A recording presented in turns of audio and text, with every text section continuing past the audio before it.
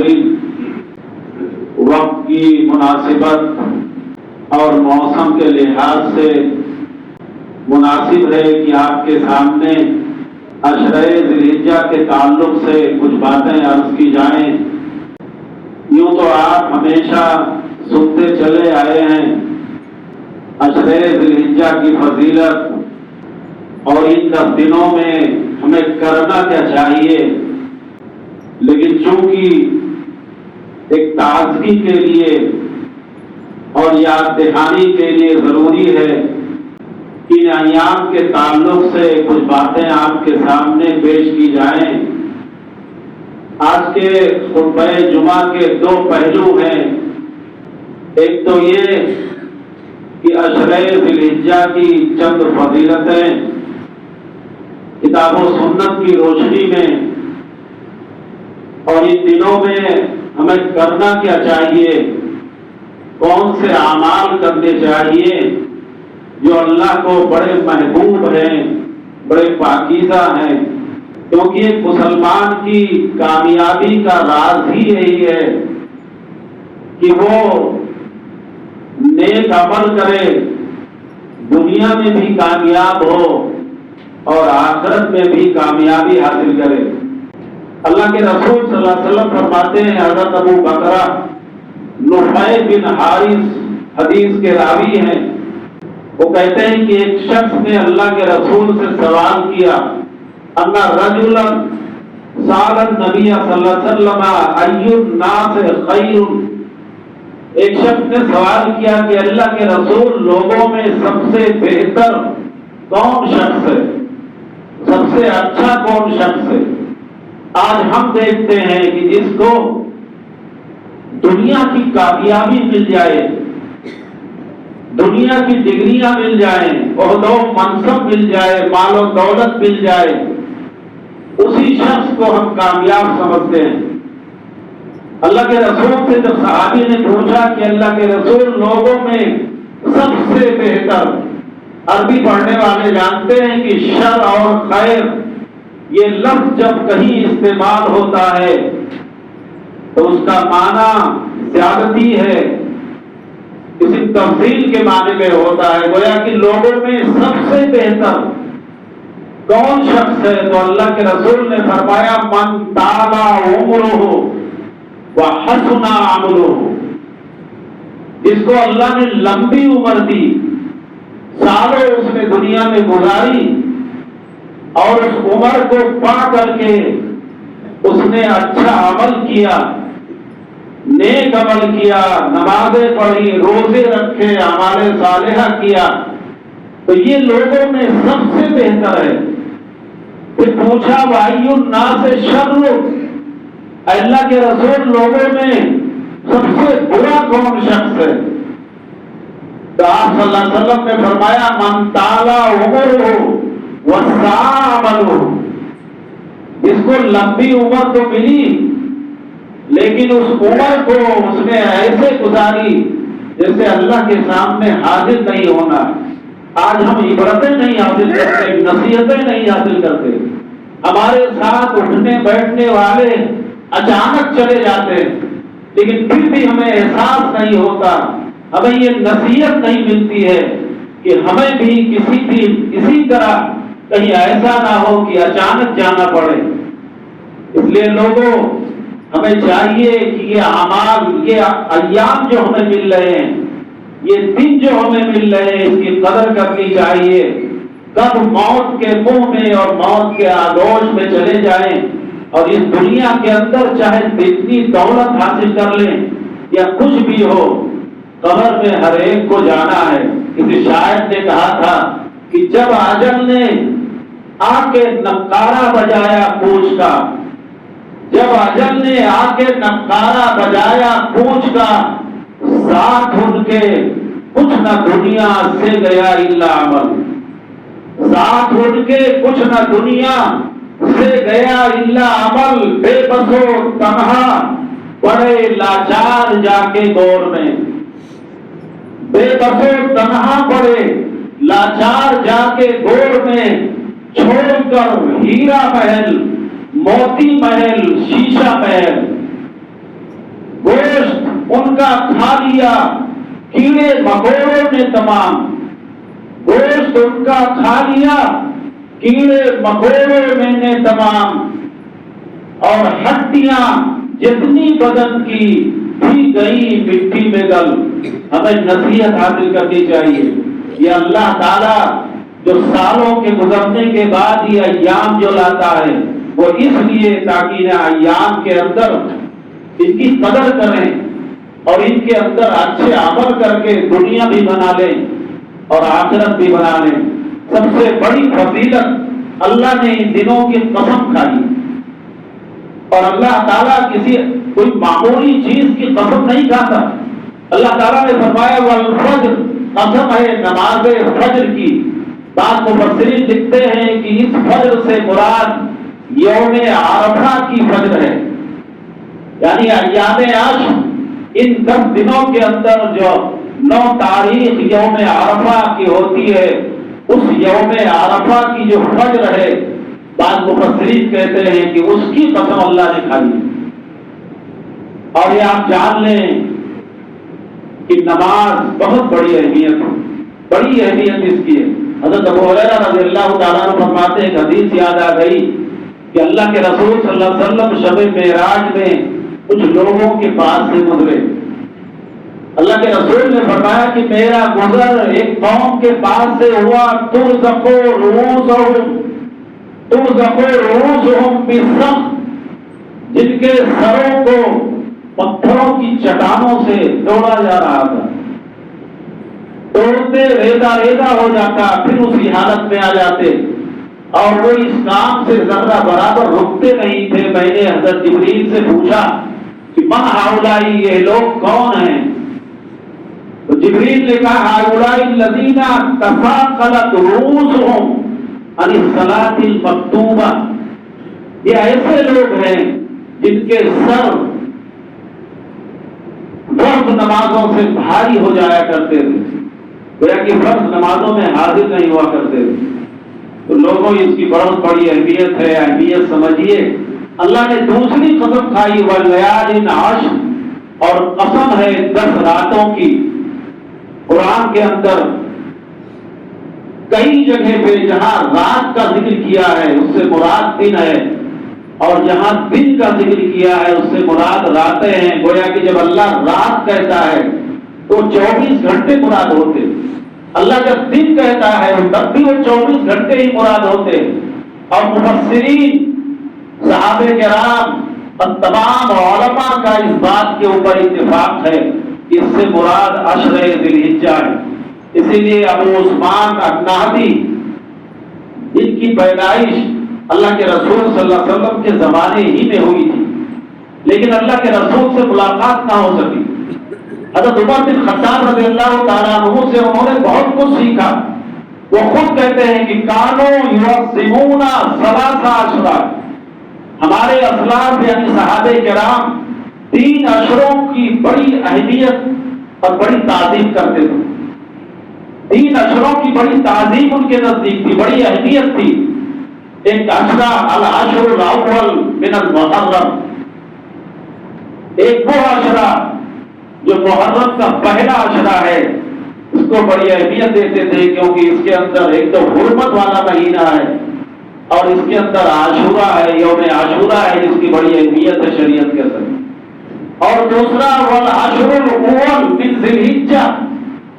ذی الحجہ کا پہلا عشرہ،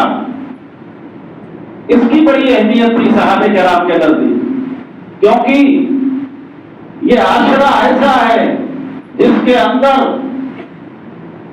بہت سارے علماء، یہاں تک کہ حافظ ابن حجر اسقلانی کہتے ہیں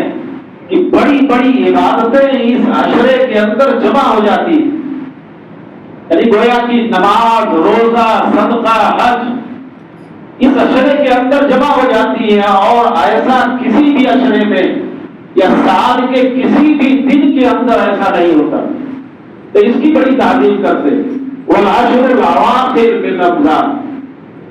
اور رمضان کا آخری عشرہ، کیونکہ ماہ رمضان کے اندر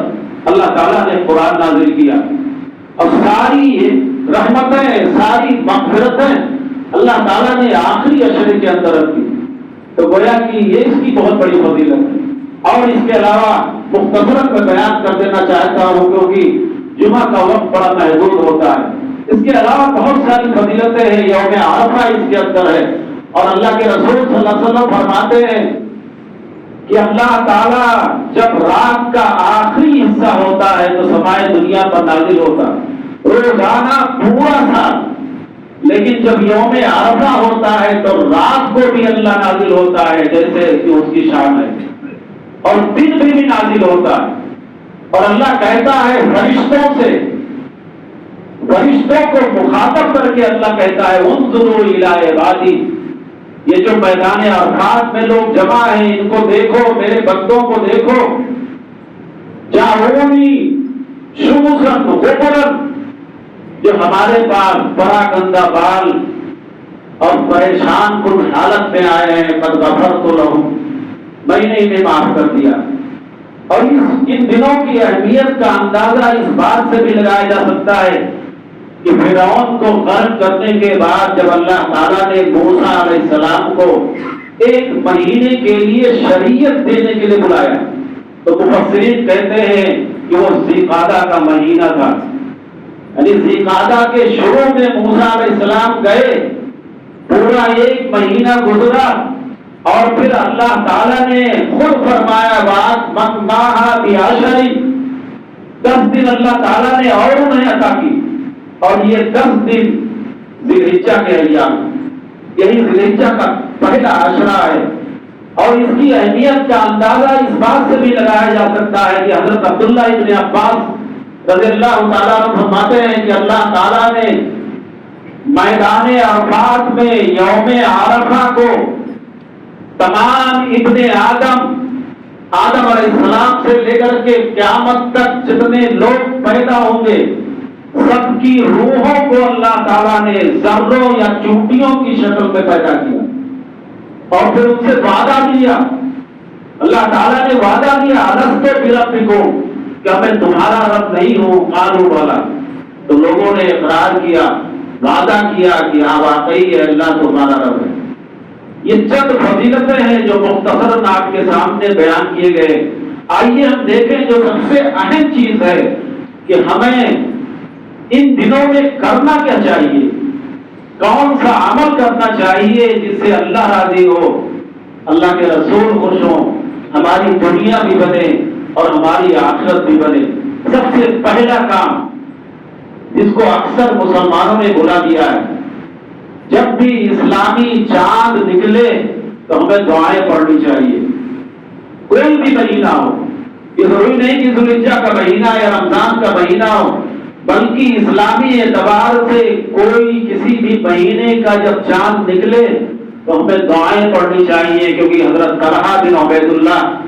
رضی اللہ تعالیٰ عنہ فرماتے ہیں کہ کان النبی صلی اللہ علیہ وسلم اذا رأى الہلال، نبی صلی اللہ علیہ وسلم جب بھی چاند دیکھتے کسی بھی مہینے کا تو یقول، آپ یہ دعا پڑھتے، اور آپ جانتے ہیں مدرسوں میں سب سے پہلے دعائیں سکھائی جاتی ہیں، لیکن میرا خیال ہے کہ اکثر لوگوں نے بھلا دیا ہوگا، اور اس دنیا کے اندر اس طرح مگن ہیں کہ لوگوں کو یہ توفیق نہیں ہوتی ہے کہ ہم یہ دعائیں پڑھ لیں، اور ان دعاؤں کی کتنی اہمیت ہے کہ اللہ کے رسول نے تمام چیزوں کو اس دعا کے اندر جمع کر دیا، اکٹھا کر دیا۔ اللہ کے رسول پڑھتے تھے اللہم احلہ بالامن والایمان، اور بعض روایت میں ہے بالیمن والایمان والسلامتی والاسلام ربی وربک اللہ، اور ایک دوسری روایت میں ہے والتوفیق بما تحبہ وترضاہ، اور ایک تیسری روایت میں ہے کہ غیر ضال ولا مضل، 7 چیزوں کا ذکر ہے اس دعا کے اندر، اور وہ 7 چیزیں ایسی ہیں جو ہماری دنیاوی زندگی کے لیے اور ہماری اخروی زندگی کے لیے ساری چیزوں کے لیے کافی ہیں۔ اللہ نے فرمایا کہ اللہ کے رسول نے فرمایا کہ اللہ یہ چاند جو تو نکال رہا ہے امن کے ساتھ نکال، یہ مہینہ ایسا ہو جس مہینے میں ایمان کی زیادتی ہو، بڑھوتری ہو، سلامتی ہو، سلام والا بنا، اور اسی طرح اللہ ان اعمال کی توفیق دے جس سے تو راضی ہو، جس کو پسند کرے۔ اور اسی طرح اللہ کے رسول نے فرمایا غیر ضالین ولا مضلین، نہ ہم کسی کو گمراہ کر سکیں اور نہ ہمیں کوئی گمراہ کر سکے۔ گویا کہ 7 چیزوں کا اللہ کے رسول نے ذکر کیا، اور یہ 7 چیزیں ایسی ہیں کہ ہم دنیاوی طور پر امن کے ساتھ رہ سکتے ہیں اگر ہم نے دعا پڑھ لی ہے، ظالم بادشاہ کے ظلم سے بچ سکتے ہیں۔ تو ہمیں چاہیے کہ ہم، چونکہ 1-2 دن کا وقت گزر گیا، کچھ لوگوں نے پڑھا بھی ہوگا اور کچھ لوگ ایسے رہے ہوں گے جو اس سے محروم ہو چکے ہوں گے۔ اور دوسرا کام یہ ہے کہ ہمیں ان دنوں کے اندر زیادہ سے زیادہ تکبیریں کہنی چاہیے، کیونکہ تکبیروں کا فائدہ یہ ہے، آپ سبحان اللہ پڑھیں، اللہ اکبر پڑھیں، لا الہ الا اللہ پڑھیں، الحمدللہ پڑھیں، جس قدر آپ پڑھ سکیں۔ حضرت ابو ہریرہ رضی اللہ تعالیٰ عنہ فرماتے ہیں کہ اللہ کے رسول نے فرمایا کہ ما احل محل الا بشر، اگر کسی نے لا الہ الا اللہ کہا تو اسے خوشخبری دی جاتی ہے صرف ایک بار۔ اللہ کے رسول فرماتے ہیں صرف ایک بار اگر کسی نے لا الہ الا اللہ کہا تو اسے خوشخبری دی جاتی ہے۔ ولا کبر مکبر الا بشر، اور اگر کسی نے ایک مرتبہ اللہ اکبر کہا تو اسے خوشخبری دی جاتی ہے۔ صحابہ نے پوچھا قیلا یا رسول اللہ فی الجنہ، صحابہ نے کہا اللہ کے رسول کیا جنت کی خوشخبری دی جاتی ہے؟ قال نعم، کہا ہاں جنت کی خوشخبری دی جاتی ہے۔ گویا کہ آپ صرف ایک بار اللہ اکبر کہتے ہیں، ایک بار لا الہ الا اللہ پڑھ لیتے ہیں، ایک بار الحمدللہ پڑھ لیتے ہیں، اور ایک بار آپ سبحان اللہ کہہ لیتے ہیں تو اللہ کی طرف سے آپ کو جنت کی خوشخبری دی جاتی ہے۔ کتنی بڑی چیز ہے۔ اسی طرح ان دنوں کے اندر ہمیں زیادہ سے زیادہ اللہ کا ذکر کرنا چاہیے، اور حضرت عبداللہ ابن عباس رضی اللہ تعالیٰ عنہ فرماتے ہیں کہ اللہ تعالیٰ نے فرمایا وَاذْكُرُوا اللَّهَ فِي أَيَّامٍ مَّعْلُومَاتٍ، اللہ کا ذکر کرو ایام معلومات کے اندر۔ حضرت عبداللہ ابن عباس رضی اللہ تعالیٰ عنہ فرماتے ہیں کہ اس سے مراد ایام العشر، عشرہ ذی الحجہ، یعنی عشرہ ذی الحجہ کے اندر زیادہ سے زیادہ اللہ کا ذکر کیا کرو۔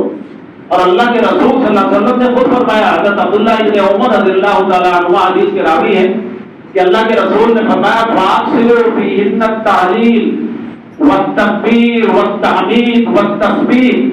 لوگوں ان دنوں کے اندر زیادہ سے زیادہ اللہ اکبر کہا کرو، لا الہ الا اللہ کہا کرو، سبحان اللہ کہا کرو، الحمدللہ کہا کرو۔ تو گویا کہ ان دنوں کے اندر تیسری چیز یہ ہے کہ ہمیں زیادہ سے زیادہ اللہ کا ذکر کرنا چاہیے، اور یہ توفیق اسی کو ملتی ہے جسے اللہ توفیق دیتا ہے۔ اور چوتھی چیز، ان دنوں میں ہمیں زیادہ سے زیادہ قرآن کی تلاوت کرنی چاہیے۔ قرآن کی تلاوت اللہ اسے ہی توفیق دیتا ہے جس کو قرآن کی تلاوت کی توفیق ہوتی ہے۔ حضرت عبداللہ ابن مسعود رضی اللہ تعالیٰ عنہ فرماتے ہیں کہ اللہ کے رسول نے فرمایا من سرہ ان یحب اللہ ورسولہ فلیقرأ فی المصحف، اگر کوئی شخص چاہتا ہے، اس کو اچھا لگتا ہے کہ اللہ اس کے رسول کے نزدیک وہ پیارا بن جائے، محبوب بن جائے، تو اللہ کے رسول نے فرمایا فلیقرأ فی المصحف، قرآن پڑھا کرے، قرآن کی تلاوت کرا کرے۔ تو گویا کہ ان دنوں میں خاص طور سے،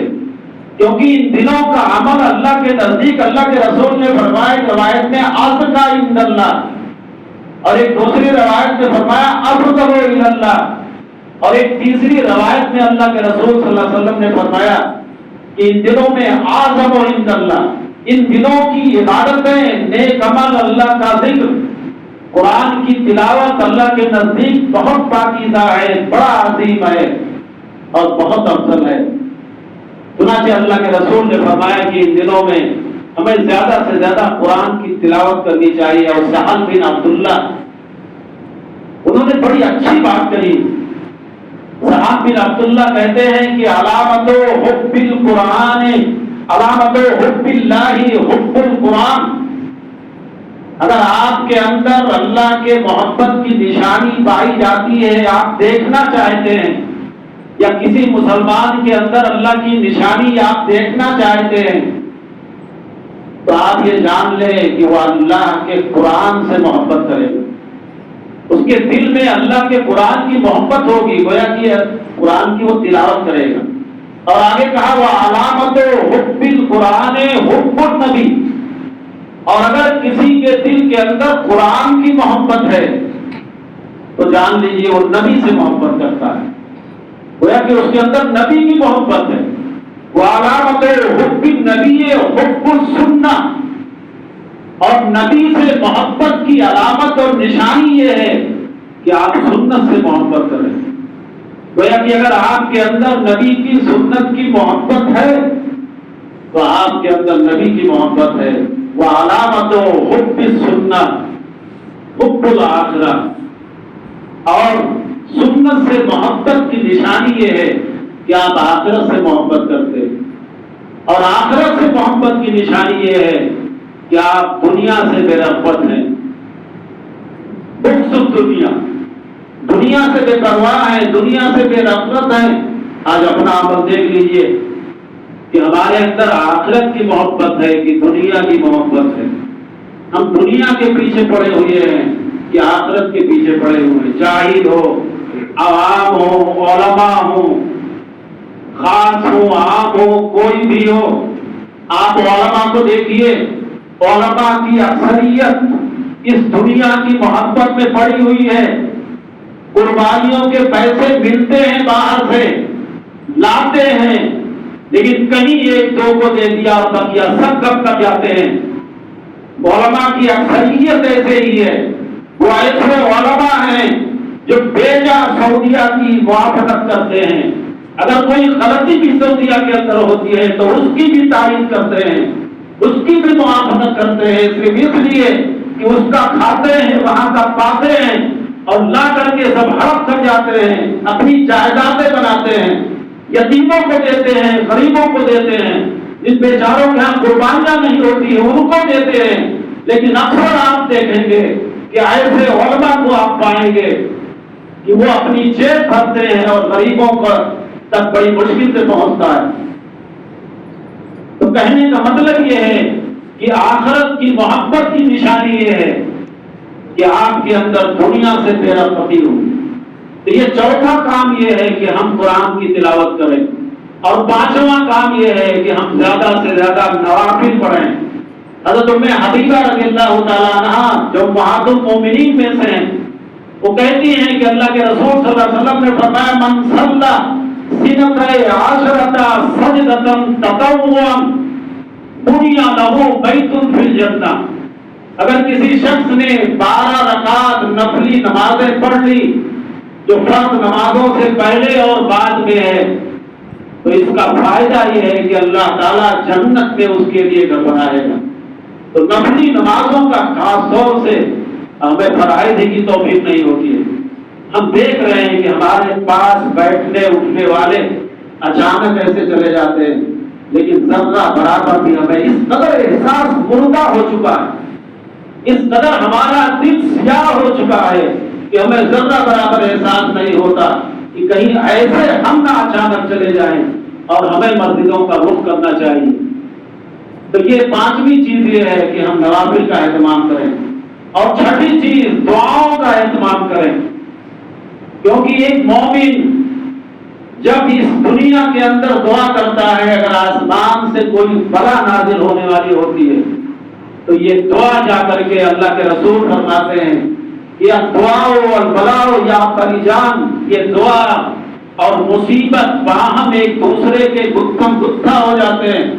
اور قیامت تک یہ دعا اس مصیبت کو نازل نہیں ہونے دیتی۔ ہمیں دعاؤں کا اہتمام کرنا چاہیے، اور اللہ کے رسول صلی اللہ علیہ وسلم حضرت ابو ہریرہ رضی اللہ تعالیٰ عنہ فرماتے ہیں کہ اللہ کے رسول نے فرمایا بر الوالدین یزید بالعمر، اگر ہم والدین کے ساتھ احسان سلوک کرتے ہیں عمر میں بڑھوتری ہوتی ہے، عمر میں زیادتی ہوتی ہے، اور اگر ہم دعا کرتے ہیں والدعاء یرد القضاء، اور دعا تقدیر معلق کو بدل دیتی ہے، لوٹا دیتی ہے، اور اللہ کے رسول صلی اللہ علیہ وسلم نے فرمایا وَالْكَذِبُ يَنْقُصُ فِي الرِّزْقِ، اور اگر کوئی جھوٹ بولتا ہے تو یہ جان لے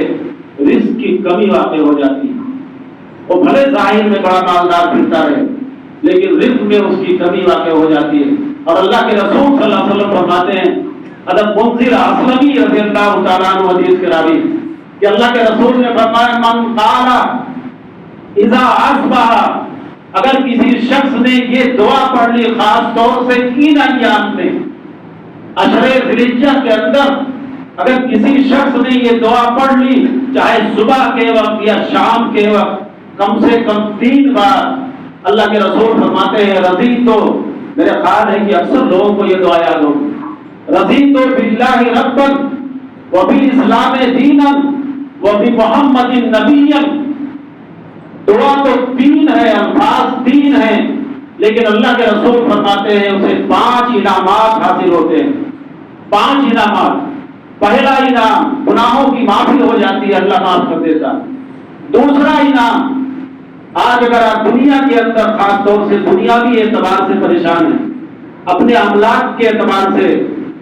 اپنی زندگی کے اعتبار سے، اپنی جائیداد اور گھر کے اعتبار سے کہ کہیں بلڈوزر نہ چل جائے، تو اللہ کے رسول نے فرمایا کہ ظالم بادشاہ کے ظلم سے حفاظت ہوتی ہے۔ اس دعا کو پڑھنے سے ظالم بادشاہ کے ظلم سے حفاظت ہوتی ہے۔ اور تیسرا انعام اللہ کے رسول نے فرمایا کہ ایسے شخص کو جو پڑھتا ہے قیامت کے دن میری شفاعت حاصل ہوگی۔ اور چوتھا انعام یہ ہے کہ اللہ اسے قیامت کے دن راضی کر دے گا، خوش کر دے گا اسے۔ اور 5واں انعام یہ ہے، اللہ کے رسول نے فرمایا لا خذنه بیدی حتی ادخلہ الجنہ، میں اس کا ہاتھ پکڑ کر کے اور جنت میں داخل کر دوں گا۔ یعنی ایسے شخص کو جو یہ دعا پڑھ رہے، یہ 3 دعائیں مختصر، ہمیں چاہیے کہ ہمیں ان دنوں میں اور بقیہ دوسرے ایام میں اس دعا کو پڑھنی چاہیے۔ اللہ کے رسول صلی اللہ علیہ وسلم اس کا ہاتھ پکڑ کر کے جنت کے اندر داخل کریں گے۔ اور ایک 7واں کام یہ ہے کہ ہمیں چاہیے کہ ہم مسلمانوں کے ساتھ خیر خواہی کریں، خاص طور سے ان ایام میں، کیونکہ خیر خواہی یہ بہت بڑا عمل ہے۔ حضرت ابو درداء انصاری رضی اللہ تعالیٰ عنہ فرماتے ہیں کہ اللہ کے رسول نے فرمایا الا اخبرکم بخیر کثیر من الصلاۃ والصیام والصدقہ، اے لوگوں کیا ایسا عمل نہ بتاؤں جو روزے سے بھی بہتر ہے، نماز سے بھی بہتر ہے، صدقہ سے بھی بہتر ہے۔ سوچئے کہ کتنا بھاری عمل ہوگا جو روزے سے بھی بہتر ہے۔ اس سے مت سمجھیے کہ روزہ یہ کام کر لے، روزہ نہ رکھیں، نماز نہ پڑھیں تو ہمارے لیے صحیح۔ یہ اللہ کے رسول صلی اللہ علیہ وسلم ایک تشبیہ دے رہے ہیں، ایک مثال بیان کر رہے ہیں کہ جو روزے سے، یعنی روزہ جیسا بھاری عمل اس سے بھی اچھا ہے۔ آپ نے فرمایا اصلاح ذات بین الناس، لوگوں کے ساتھ خیر خواہی کرنا۔ آج تو حال ہمارا یہ ہے کہ ہم جب تک ایک دوسرے کو لڑا نہ دیں، جب تک دشمنیاں نہ پیدا کر دیں، تب تک ہمارا کھانا ہضم نہیں ہوتا، ہمیں قبض ہو جاتا ہے۔ اللہ کے رسول نے فرمایا کہ لوگوں کے ساتھ خیر خواہی کرنا، اور لوگوں ایاکم والبغض، لوگوں دشمنیوں سے بچو۔ اللہ کے رسول کہتے ہیں لوگوں دشمنیوں سے بچو، فإنها تهالك، کیونکہ اس سے دین برباد ہو جاتا ہے۔ اب وہ لوگ غور کرنا چاہیے، جہاں ایک بھائی دوسرے بھائی سے دشمنی رکھ رہا ہے، نہیں بول چال ہے، ایک مسلمان دوسرے مسلمان سے قطع تعلق کیے ہوئے ہے، دین اس کا ختم ہے، یہ میری بات نہیں ہے، اللہ کے رسول صلی اللہ علیہ وسلم فرماتے ہیں۔ اور آخری چیز، ہمیں اس مہینے ان دنوں کے اندر زیادہ سے زیادہ صدقہ کرنا چاہیے، کیونکہ صدقہ یہ بہت بڑی چیز ہے۔ اللہ کے رسول نے فرمایا کہ صدقہ روحانی علاج بھی ہے اور جسمانی علاج بھی ہے۔ اللہ کے رسول صلی اللہ علیہ وسلم کے پاس حضرت ابو ہریرہ رضی اللہ تعالیٰ عنہ فرماتے ہیں کہ ایک صحابی آئے، پوچھا کہ اللہ کے رسول دل نرم کیسے ہو؟ بعض روایت میں ہے دل کی سختی کی شکایت کی، کہا اللہ کے رسول دل بڑا سخت ہے۔ آپ صلی اللہ علیہ وسلم نے فرمایا اگر تم چاہتے ہو کہ تمہارا دل نرم ہو، تمہارے دلوں میں شفقت نرمی پیدا ہو، تو کام یہ کرو فَأَطْعِمِ الْمِسْكِينَ وَامْسَحْ رَأْسَ الْيَتِيمِ، یتیموں کے سروں پر ہاتھ پھیرو